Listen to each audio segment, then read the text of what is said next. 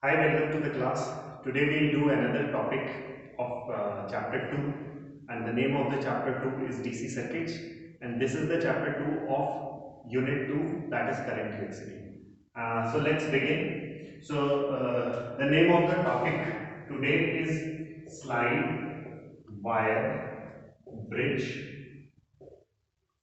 or meter bridge, right? So first I'll tell you what this device is. So in introduction. So this device is used to calculate the unknown resistance. So any unknown resistance, if you want to calculate, you can use using this device. Now, on what principle does this device works?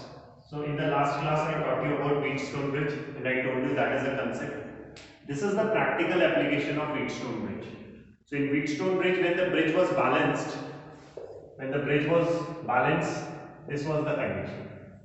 So this is the practical application of Wheatstone bridge, in which P upon Q is equals to R upon S, right?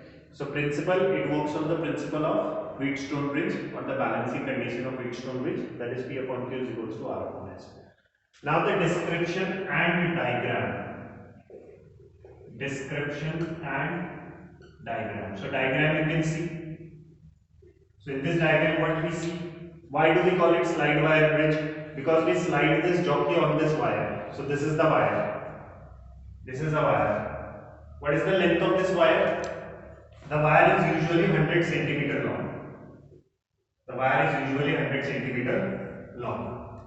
So the wire is 100 centimeter long, right? So why do we call it slide wire bridge? Because we slide this jockey on this wire which is 100 centimeter long. And why do we call meter bridge? Because there is a scale. Below this wire there is a scale. Below this wire there is a scale, and that scale is of meter length. Meter length means 1 meter or 100 centimeter, right? Now this wire is made up of an alloy. This wire is made up of an alloy. And what is this alloy? This alloy is manganese. This alloy is manganese or constant alloy.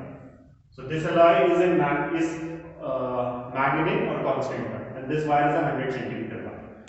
So this is the diagram. Now this wire in this bridge we have these thick copper strips.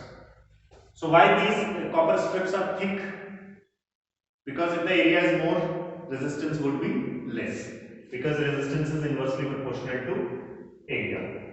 So that's why the area of these copper strips is more, because the resistance has to be less. And why only these copper strips? Because we want the current to be conducted through these copper strips up till this point. So this is one copper strip in the shape of L shape. This is a copper strip, this is a copper strip, and these copper strips are put up to create gaps. These are the gaps which are created. Here we put a resistance box. There we put up a unknown resistance, whose resistance we have to find out. This is the galvanometer which is connected to the jockey, and this whole setup is connected to a cell or a battery eliminator, and this is the key. When you switch on the key, current starts flowing. You take out 1 ohm resistance, 2 ohm resistance or 3 ohm resistance from this resistance box. Then you slide this jockey on this wire to check the point at which galvanometer shows no deflection. To check the point at which galvanometer shows no deflection. So when galvanometer shows no deflection, it means Ig is equals to 0. And when Ig is equals to 0, it means P upon Q is equals to R upon S. Right? So when you get this point, then that length you have to write. At what length you are getting this balancing point. So if you get it, suppose 60 centimeter, so then remaining length you can calculate.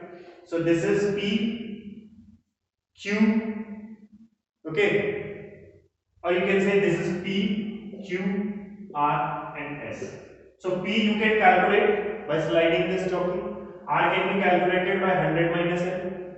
This we know. because we will take out a key of 1 ohm, 2 ohm or 3 ohm depending on what resistance we want to calculate, and then S can be calculated. So this was the whole description and diagram about this, right? Now in this the important key points were these only.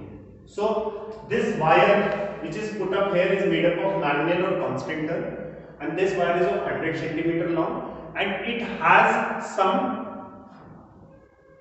resistance per unit length. So what do I mean by that? So this wire is made up of constant turn and manganese, and this 100 centimeter wire has some resistance.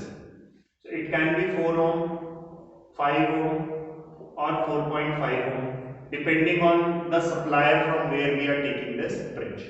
So suppose for 100 centimeter wire you get this 4 ohm, suppose. So 1 centimeter wire will be having 0.04 ohm, right? If you calculate this length to be 60 centimeter and 1 centimeter of wire is having this much of resistance, then this resistance can be easily calculated. So P can be calculated. So this resistance per unit length, as of now I am not giving it any value as such, but I am taking it to be R, right? So if this is P, so it means P will be L into R. Why R? Because L is the balancing length. Balancing length means at which the galvanometer shows no deflection, or where this Ig is equals to 0. So this is the length, and per unit length resistance is R.